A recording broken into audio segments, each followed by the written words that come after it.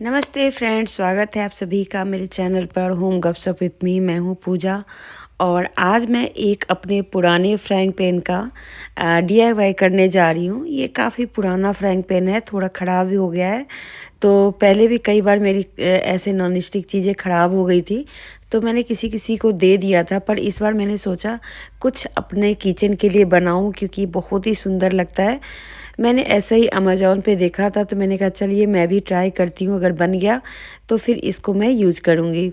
तो इसको मैंने क्या किया है कि एक बेस पेंट कर दिया है। वाइट कलर का मेरे पास वॉल पेंट था, मैं उसी से इसको कर दिया, क्योंकि जो मेरे पास पेंट रहता है मैं उसी से कलर कर देती हूँ। तो जब इसको सूख जाएगा ना, फिर इसके ऊपर कुछ और करेंगे।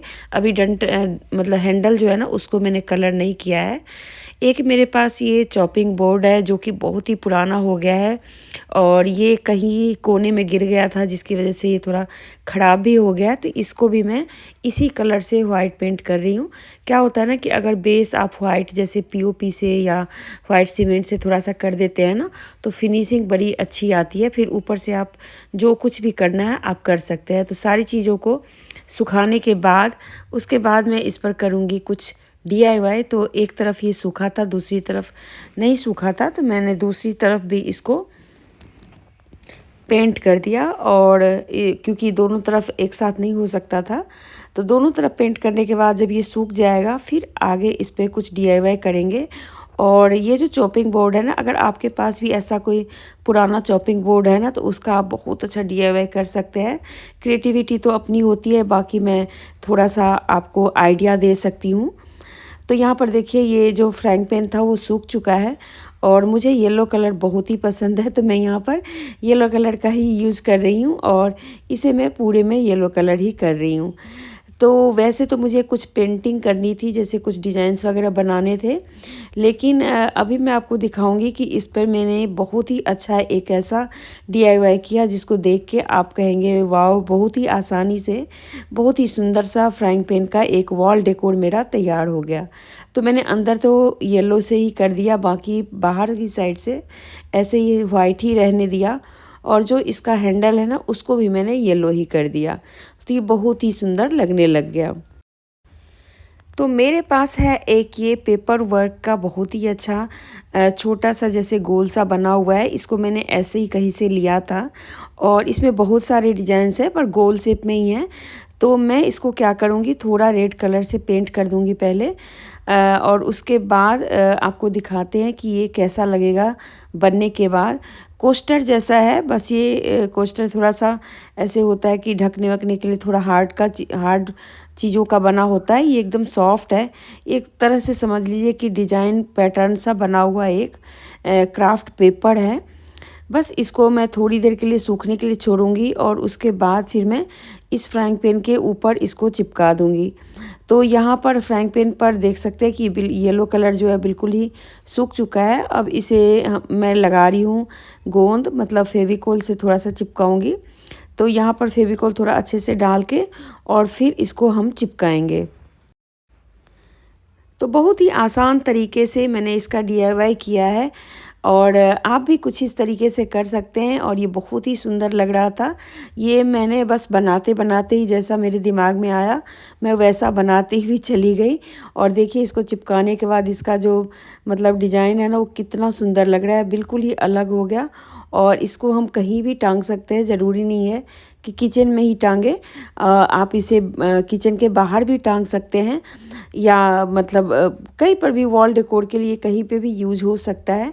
और इसका जो हैंडल है ना, उसको मैंने सोचा था पहले कि कलर नहीं करूँगी, लेकिन फिर बाद में मुझे लगा कि ये थोड़ा सा अलग सा कलर दिख रहा है, तो मैंने इसे येलो से ही पेंट कर दिया। तो फिर ये बहुत ही सुंदर लगने लग गया। तो देख सकते हैं ये बन के तैयार हो चुका है। चलिए अब आपको मैं इसे टांग के दिखाती हूँ कि ये देखने में कैसा लगता है। यहाँ पर मेरे पास एक चम्मच भी था, जो वुडन का चम्मच होता है ना, वही है। ठंड बहुत है, इसलिए मैं काफ़ी सारी चीज़ें पहन के बैठी हूँ। और यहाँ पर मेरे पास ही एक वॉलपेपर है, जो एडेसिव वॉलपेपर होता है ना, चिपकने वाला, वो है। इसका मैंने पहले भी कुछ डीआईवाई किए थे। तो यहाँ पर मैं इसी को इस चम्मच के ऊपर मैं चिपका रही हूँ। पहले ही मैंने इस पर वाइट कलर कर लिया, वो मैंने आपको नहीं दिखाया, बस वाइट पेंट मैंने कर लिया था। और इसके ऊपर जो वॉलपेपर है ना तो वो चिपकने वाला है, तो बस इसके ऊपर चिपका दिया मैंने।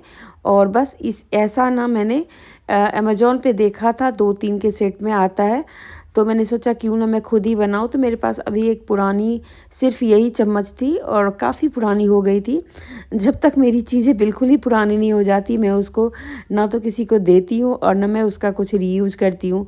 तो ये रीयूज़ करने का ही एक आइडिया है, आप चाहें तो इसी तरीके से और भी बहुत सारी चीज़ें बना सकते हैं और ये बहुत ही सुंदर लगता है। आपको बाहर मार्केट से कुछ भी ख़रीदने की ज़रूरत नहीं है, 10-15 मिनट का टाइम लगेगा और आप बहुत ही सुंदर सुंदर चीज़ें बना सकते हैं।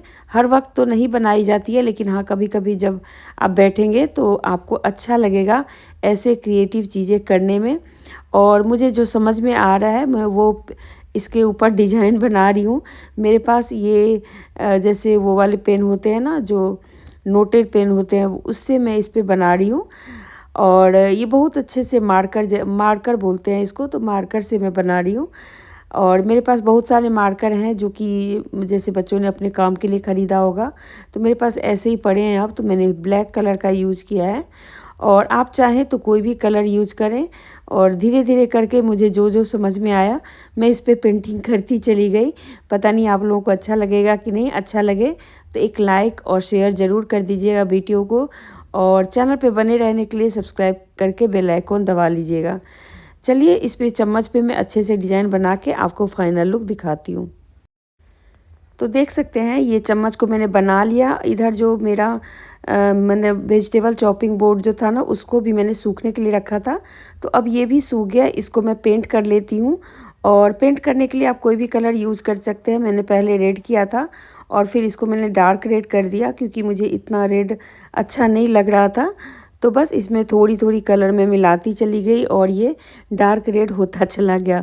वैसे तो पहले मैंने सोचा था लाइट करूँगी, लेकिन बाद में फिर मैंने सोचा चलो डार्क कर देती हूँ क्योंकि डार्क भी सुंदर लगता है। और लाइट में थोड़ा सा ये होता है कि गंदा वगैरह होने का डर रहता है। तो यहाँ पे देख सकते हैं कि ये इससे भी ज़्यादा मैंने इसको डार्क कर दिया। बाद में थोड़े से ब्लू कलर इसके अंदर डाले तो ये पूरी तरह से डार्क रेड हो गया।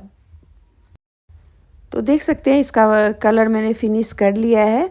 और अब इसे हम थोड़ी देर के लिए सूखने के लिए छोड़ेंगे। तब तक के लिए जो मैंने फ्राइंग पैन और चम्मच को बनाया है ना, उसको मैं आपको टांग के दिखाती हूँ कि कैसा लग रहा है। तो यहाँ पर मैं अपने जो चूल्हा है उसके पीछे मैं इसको टांग रही हूँ।